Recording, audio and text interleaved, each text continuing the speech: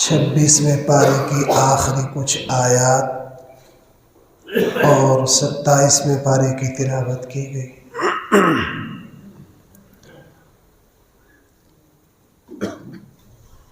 قرآن کریم نے یہاں حضرت ابراہیم علیہ السلام کے مہمانوں کا تذکرہ کیا ہے۔ فرشتے مہمان بن کر حضرت ابراہیم علیہ السلام کے پاس آئے، آ کر سلام کیا، آ کر بھائی کیا کیا؟ سلام کیا۔ اس سے یہ پتہ چلا کہ سلام کرنا فرشتوں کا بھی طریقہ ہے، اور سورہ یونس میں یہ ہے کہ ایمان والے آپس میں، جنتی لوگ آپس میں ایک دوسرے کو سلام کریں گے۔ بھائی جنتی لوگ کیا کریں گے؟ سلام کریں گے۔ اس لیے دنیا میں اگر میں اور آپ ایک دوسرے کو سلام کرتے ہیں تو یہ اہل جنت کی ایک ادا ہے۔ بھائی یہ کیا ہے؟ اہل جنت کی ایک ادا ہے۔ اس لیے ایک مسلمان کو یہ عادت بنا لینی چاہیے کہ وہ آپس میں سلام کرے، اس لیے کہ یہ فرشتوں کی بھی عادت ہے اور اہل جنت کی ایک ادا ہے۔ فرشتے آئے، آ کر سلام کیا۔ حضرت ابراہیم علیہ السلام حد درجہ مہمان نواز تھے، فوراً اٹھے اور کھانا لا کر سامنے رکھ دیا۔ علماء نے لکھا ہے کہ دنیا میں مہمانی کی روایت قائم کرنے والے حضرت ابراہیم علیہ السلام ہیں۔ بھائی کون ہے؟ حضرت ابراہیم علیہ السلام۔ اسی لیے آقا کریم صلی اللہ علیہ وسلم نے یہ بات فرمائی ہے کہ تم نیکی میں دوسروں کے لیے نمونہ بنو۔ تم نیکی میں دوسروں کے لیے کیا بنو؟ اگر تم دوسروں کے لیے نمونہ بنو گے، جب تک وہ نیکی ہوتی رہے گی اللہ تعالیٰ تمہیں بھی اس کا اجر دیتے رہیں گے۔ کھانا لا کے رکھا، فرشتوں نے کھانا نہیں کھایا۔ بھائی غور کرنا ذرا، فرشتوں نے کھانا، حضرت ابراہیم ڈر گئے کہ یہ کھانا کیوں نہیں کھا رہے؟ ڈرے کیوں؟ اس زمانے میں روایت تھی کہ جس کے دسترخوان کا نمک کھا لیا جاتا تھا اس کو نقصان نہیں پہنچایا جاتا تھا۔ کیا بھائی؟ حضرت ابراہیم سمجھے کہ شاید مجھے نقصان پہنچانے کے لیے آئے ہیں، اس لیے میرے دسترخوان کا کھانا۔ یہ آج کے زمانے میں ہے کہ ساری زندگی جس باپ کی مال و دولت پر عیاشی اڑاتے ہیں اسی باپ کا گریبان پکڑ لیتے ہیں۔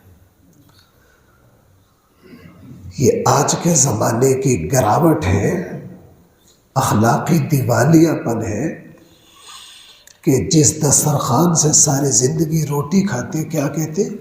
جس برتن میں کھایا اسی میں چھید کیا۔ ہمارے یہاں یہ لفظ ہے۔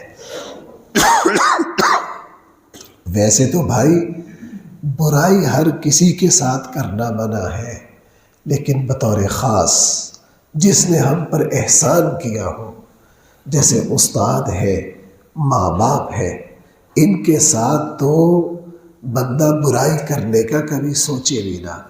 بہرحال حضرت ابراہیم نے ڈر کے فرمایا تم کھانا کیوں نہیں کھاتے؟ فرشتوں نے کہا آپ ڈریے نہیں، ہم فرشتے ہیں، ہمیں اس کھانے کی طلب نہیں۔ اب حضرت ابراہیم تھوڑے سے پرسکون ہو گئے۔ پوچھا کیسے آنا ہوا؟ کہا جی آپ کو بیٹے کی خوشخبری دینے آئے ہیں۔ کس کی خوشخبری دینے آئے؟ ابراہیم علیہ السلام بوڑھے ہو رہے تھے۔ بھائی کیا ہو رہے تھے؟ اس سے پتہ چلا کہ ابراہیم علیہ السلام نے ساری زندگی اولاد کی دعا مانگی۔ اللہ کے لاڈلے ہیں، اور قرآن نے اس ہستی کے بارے میں جتنے اونچے الفاظ استعمال کی ہیں کسی نبی کے بارے میں، لیکن اس نبی کی دعا قبول ہوتے ہوتے ہوتے بڑھاپا آ گیا۔ یہ نبی مایوس ہے؟ ہم 3 دن دعا مانگ کر کہتے ہیں میں بڑی دعائیں مانگی نہیں ہوتا کچھ نہیں۔ بھائی غور کرو ذرا، اللہ کے انتہائی محبوب نبی درود ابراہیمی میں کیا ہے؟ اے اللہ ہمارے آقا پر رحمت نازل فرما، جس طرح اگر کوئی اور یہ کلمہ کہہ دے کافر ہو جائے۔ بھائی اگر میں یوں کہہ دوں اے اللہ اللہ کے نبی کو ویسے رزق دے جیسے فلاں کو دیا ہے، کفر ہو جائے گا۔ کیا ہو جائے گا؟ چونکہ اللہ کے نبی کو تشبیہ مشبہ بنایا ہے اور مشبہ بھی کسی اور کو بنایا ہے۔ لیکن حضرت ابراہیم کی شان بہت اونچی ہے۔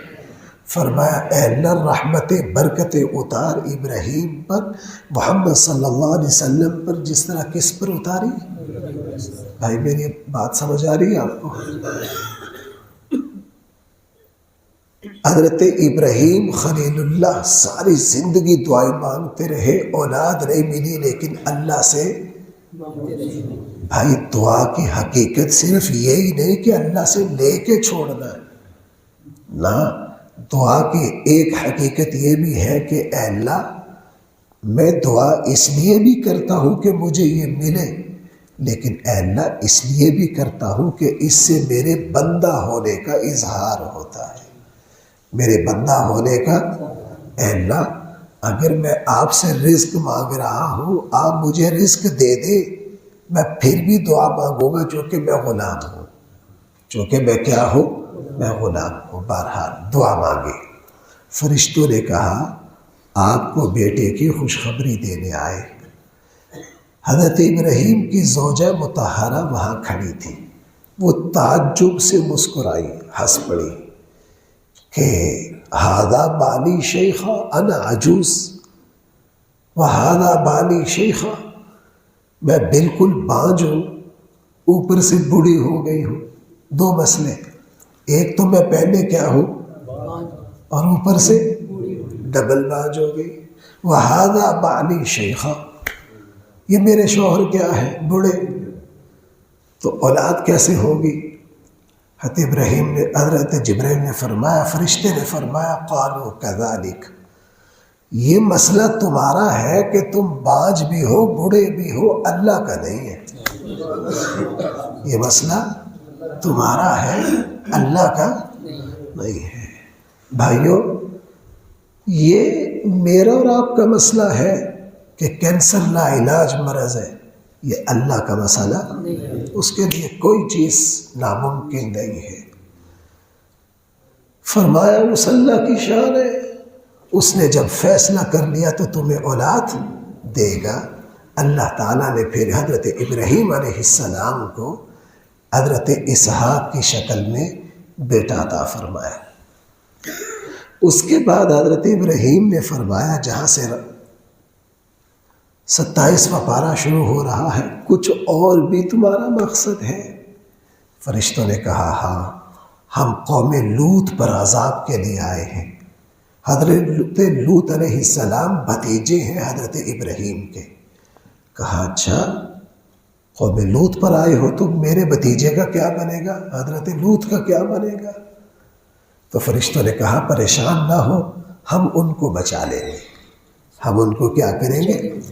چونکہ قوم لوط جو تھی وہ ہم جنس پرست تھی، اور اللہ تعالیٰ کو سود اور ہم جنس پرستی جیسی گندگیوں سے اللہ کو بہت نفرت ہے۔ اللہ کو بہت نفرت ہے۔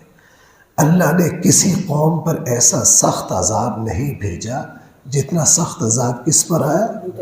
لوط علیہ السلام کی قوم پر۔ چونکہ اللہ کو ایسے لوگ پسند نہیں جس کو اللہ بنائے انسان وہ حیوانوں سے بھی گر جائے، اس لیے میرے آقا صلی اللہ علیہ وسلم نے یہ فرمایا کہ مجھے پہلے نبیوں کی جو باتیں پہنچی ان میں سے ایک بات یہ ہے کہ جب کسی کے اندر سے حیا ختم ہو جائے تو وہ انسان نہیں رہتا، وہ جو چاہے کرتا پھرے۔ اس لیے ہمارے آقا نے فرمایا حیا اور ایمان یہ ایک دل میں جمع ہوتے، لیکن بے حیائی اور ایمان یہ دونوں باتیں کسی دل میں جمع، جہاں بے حیائی ہوگی وہاں ایمان چلا جائے گا۔ بہرحال اللہ نے اس قوم کو تباہ و برباد کر دیا۔ اس کے بعد قرآن کریم ایک یہ بات ارشاد فرما رہا ہے فَفِرُّوا إِلَى اللَّهِ، لوگو تم بھاگ کر اللہ کی طرف آؤ۔ وہ قرآن کیا فرما رہا؟ فَفِرُّوا، تم بھاگ کر اللہ کی طرف آؤ۔ کیا مطلب؟ تم رغبت کے ساتھ، جس طرح انسان اپنے گھر آتے ہوئے رغبت سے آتا ہے، اپنے ماں باپ کے پاس جاتے ہوئے شوق سے آتا ہے۔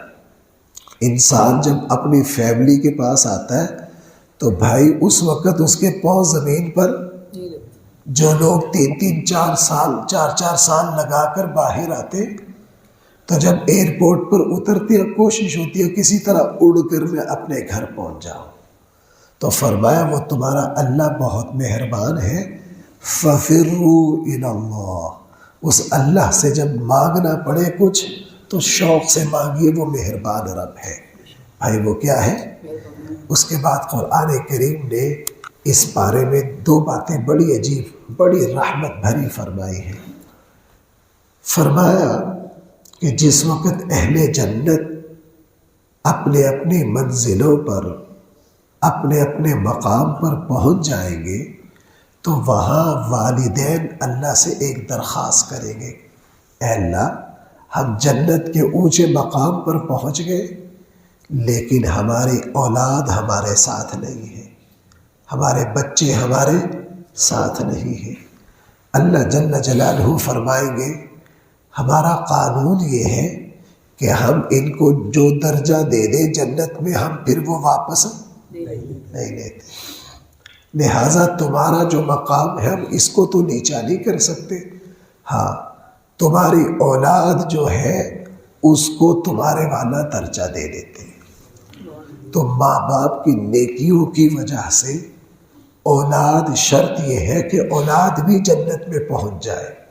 بھائی اولاد کہاں پہنچ جائے؟ جنت میں پہنچ جائے۔ تو اولاد کو بھی کون سا ٹھکانہ دے دیا جائے گا؟ اوپر والا۔ یہ تو ہو گیا ماں باپ سے برکت ملنا اولاد کو، اولاد سے بھی برکت ملتی ہے ماں باپ کو۔ بھائی ذرا سننا میری بات، جیسا کیسا میں بول رہا ہوں، بھائی سمجھ آ رہی ہے آپ کو؟ آقا کریم صلی اللہ علیہ وسلم نے فرمایا ایک شخص کو کل قیامت والے دن بلایا جائے گا، اس کو جنت کے اونچے مقامات دیے جائیں گے۔ وہ کہے گا اے اللہ میری اوقات تو ایسی تھی نہیں، میرے عمل تو اس قابل نہیں تھے کہ میں جنت کے اس اونچے مقام پر پہنچوں، اے اللہ یہ بلند درجے مجھے کیسے دے دیے؟ اللہ تعالیٰ اسے فرمائیں گے، یہ صحیح حدیث ہے، اللہ فرمائیں گے تو نے سچ کہا، تیرے عملوں میں وہ حیثیت نہیں ہے کہ تجھے اونچے مقام دیے جائیں، لیکن تیرے مرنے کے بعد ہوا یہ کہ تیری اولاد نے تیری مغفرت کی اتنی دعا کی ہے کہ ہم نے تیری اولاد کی دعاؤں کو تیرے حق میں قبول کر کے تجھے جنت کے اونچے مقامات عطا فرما دیے۔ اس لیے میرے بھائیوں، اولاد کی دعاؤں سے ماں باپ کی مغفرت ہوتی ہے، اولاد کی دعاؤں سے کیا ہوتی ہے؟ ماں باپ کی ماں باپ کی نیکیوں کا فائدہ اولاد کو ملتا ہے، اور اولاد کی دعاؤں کا فائدہ بھائی کسے پہنچتا ہے؟ اس کے بعد قرآن کریم نے رسول اللہ صلی اللہ علیہ وسلم کی سچائی کی قسم کھاتے ہوئے فرمایا، ہم ستارے کی قسم کھا کر کہتے ہیں کس کی؟ ستاروں کی قسم کھا کر کہتے ہیں کہ ہمارے یہ رسول 100% سچے ہیں۔ عرب جو تھے اس زمانے میں سمندر میں، صحراؤں میں ستاروں کو دیکھ کر راستے دیکھا کرتے تھے۔ قرآن کریم نے ارشاد فرمایا، لوگوں جس طرح تم ستارے دیکھ کر منزل کا پتہ لگاتے ہو، بالکل اسی طرح نبی کریم صلی اللہ علیہ وسلم بھی اللہ تک جو راستہ جاتا ہے وہ صحیح راستہ بتانے والے صرف اور صرف کون ہے؟ نبی کریم صلی اللہ علیہ وسلم۔ اس کے بعد قرآن کریم نے ایک یہ بات ارشاد فرمائی ہے کہ یہ جو نبی ہے یہ کبھی بھی کوئی بات اپنی خواہش سے نہیں کرتے، جب بھی کوئی بات کرتے ہیں اللہ تعالیٰ کے حکم سے کرتے ہیں۔ بھائی سمجھ آ رہی ہے؟ حضرت عبداللہ بن عمر بن عاص رضی اللہ عنہ حضور کی باتیں لکھ لیا کرتے تھے۔ حضور کی باتیں ایک مرتبہ بڑے صحابہ نے ان کو ٹوکا کہ تم ہر بات لکھتے رہتے ہو، کبھی کبھار ایسا ہوتا ہے اللہ کے نبی کی زبان مبارک سے کوئی غصے میں سخت بات نکل جاتی ہے، تم ہر بات نہ لکھا کرو۔ بڑے صحابہ نے حضرت عبداللہ بن عمر بن عاص کو بھائی کیا کیا؟ منع کیا۔ حضرت عبداللہ بن عمر بن عاص نبی کریم صلی اللہ علیہ وسلم کی خدمت میں حاضر ہوئے، کہا اللہ کے رسول میں آپ کے ارشادات کو یاد کرتا ہوں، لکھ لیتا ہوں، مجھے دوسرے صحابہ منع کرتے ہیں کہ آپ کبھی غصے میں بھی ہوتے ہیں، ہر بات نہ لکھا کرو۔ اللہ کے نبی نے فرمایا، اے لڑکے، اے عبداللہ، اس زبان سے سچ کے علاوہ کبھی کوئی بات نہیں نکلتی۔ ایسا ممکن نہیں ہے کہ اللہ کے نبی غصے میں کوئی غلط بات کر جائے، اس کا سوال ہی پیدا ان ہوا الا وحی یوحی۔ حضور علیہ السلام کی زبان پر وہ کہا جاتا ہے کہ یہ ہے تو زبان نبی، لیکن حقیقت میں اس زبان پر جو گویائی ہوتی ہے وہ اللہ کی ہوتی ہے۔ وہ کس کی ہوتی ہے؟ وہ اللہ کی ہوتی ہے۔ اس بارے میں ایک یہ بات ارشاد فرمائی گئی ہے کہ جو لوگ بڑے بڑے گناہوں سے بچنے کی کوشش کرتے، بھائی جو لوگ اس کوشش کی برکت سے اللہ ان کے چھوٹے چھوٹے گناہوں کو خود بخود معاف کر دیتے ہیں۔ جو بڑے بڑے گناہوں سے بچنے کی کیا کرتے؟ جو کبیرہ گناہوں سے بچنے کی کوشش کرتے ہیں، اللہ تعالیٰ اس کوشش کی برکت سے چھوٹے چھوٹے گناہ ان کے خود بخود کیا کر دیتے ہیں؟ معاف کر دیتے ہیں۔ بھائی میرا گلا کمزور ہے، یہ کچھ باتیں میں نے عرض کر دی ہیں، اللہ تعالیٰ ہم سب کو ان پر عمل کی توفیق عطا فرمائے، اور میرے لیے بھی دعا کر دیجیے اللہ میری آواز کو بحال کر دے۔ الحمدللہ رب العالمین، والصلاة والسلام علی سید المرسلین وعلی آلہ وصحبہ اجمعین۔ ربنا آتنا فی الدنیا حسنہ وفی الآخرۃ حسنہ وقنا عذاب النار۔ صلی اللہ تعالی علی خیر خلقہ سیدنا مولانا محمد وآلہ وصحبہ اجمعین برحمتک یا رب۔